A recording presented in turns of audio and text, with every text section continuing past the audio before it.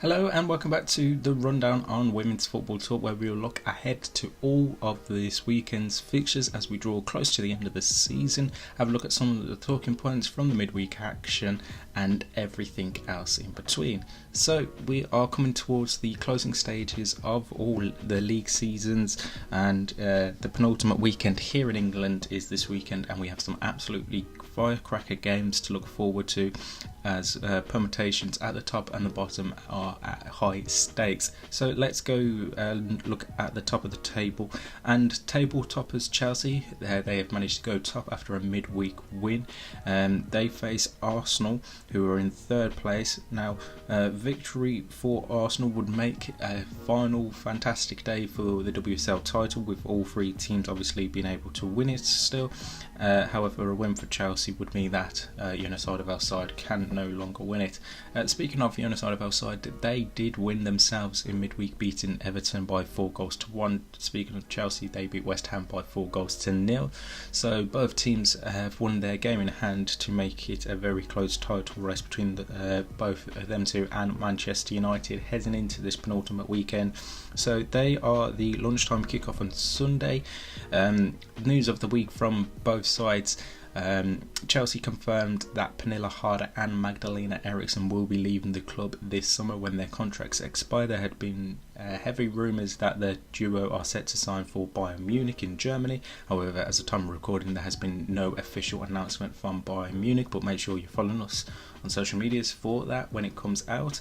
On the Arsenal front, they had another injury, and it was Swiss midfielder Leo Volti, who has an ankle injury. Again, as of time of recording, Jonas Eidevall hasn't had his press conference. However, there's some reports going around in the Swiss press that she's expected to be out for around 6 weeks. So she's set to be just fit in time for the start of the World Cup. So it's one to keep an eye out there.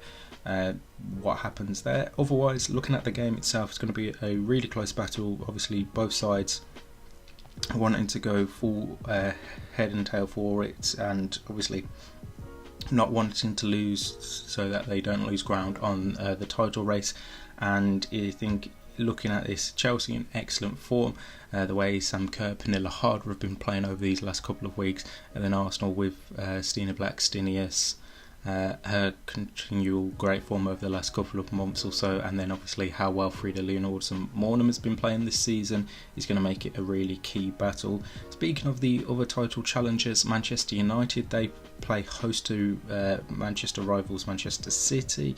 Manchester City cannot win the title now, following on from Chelsea's win in midweek. However, they can still get Champions League football, so Man United will be hoping to put an end to that. And obviously with that game earlier on the Sunday, Manchester United will know what will be at stake for them to try and win the league by the end of Sunday's play. So, and obviously they'll be wanting to bounce back from last week's disappointment in the FA Cup, where they lost obviously to Chelsea. So some great games at the top of the table. Looking at the bottom end of the table now, and taking place on Saturday lunchtime, is Tottenham versus Reading, a very, very key battle.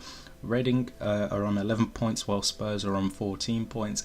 Reading know they have to win these last two games to have any chance of staying up, or results possibly going their way and win one. We have a full breakdown of the relegation permutations and the title permutations over these last two games over on our website wftalk.com, so head over to there to look at both of them in full detail. But yeah, Reading cannot afford to be dropping much more points for the rest of this season. Elsewhere on Sunday, we have Everton versus Brighton, another big game for Melissa Phillips's Brighton and Hove Albion, again trying to get out of that relegation scrap.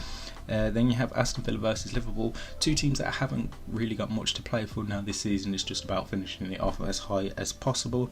Leicester versus West Ham United is the other game taking place on Sunday. Again, West Ham United pretty much safe. It's going to take a massive blow from Paul Konchesky's side to blow up and eventually go down, so it's really unlikely was Willie Kirk's side again need to pick up the points over these last couple of games to make sure they avoid relegation.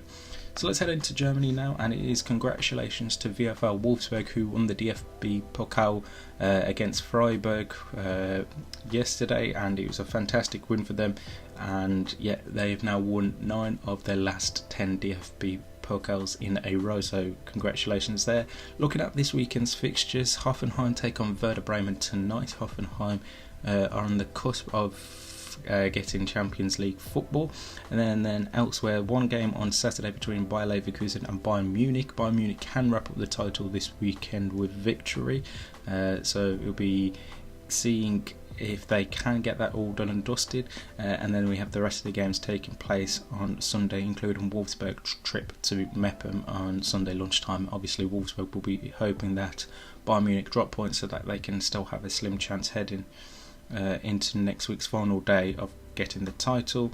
Over in France, and again a lot of the games taking place on Sunday this week, again the penultimate weekend, but the big match is between the top two, PSG versus Lyon, at 8 o'clock on Sunday. PSG are trailing Lyon by 3 points, so need a win, otherwise the title will be secured by Lyon, as they won't be able to catch them. The rest of the games are taking place earlier on the Sunday. Over in Spain, and this is the final weekend of fixtures in Spain, a lot of the games taking place tonight, including Real Madrid's trip to Real Sociedad, Sevilla hosting Valencia, Atletico Madrid playing host to Granadilla Tenerife in what has been announced as Virginia Torres' last match at Atletico Madrid. Obviously being able to come back from her cancer battle was absolutely fantastic to see, and how well she's done for Atleti since coming back, but her stay with the club is coming to an end this season. And then league champions Barcelona, they play on Sunday away at Madrid CFF. And then finally over into Italy, again with some one more weekend of fixtures after this weekend. So you've got Sampdoria versus Parma, Como versus Pomigliano, Roma versus Inter Milan, and then on Sunday it is Fiorentina versus Juventus. So they are the European fixtures to look ahead to this weekend. And one final congratulations is in order to FC20 after they beat PSV quite comfortably to win the KNVB Becker Trophy. So congratulations there to FC20. That is it for this week's rundown. We'll be back on Monday to have a look back at all the talking points across the WSL and all the other leagues as well. But in the meantime, make sure you like and subscribe and turn on the post notification bell, and that you are following us on Twitter and on Instagram for all the latest news and stories as and when it happens. And in the meantime, we'll see you soon.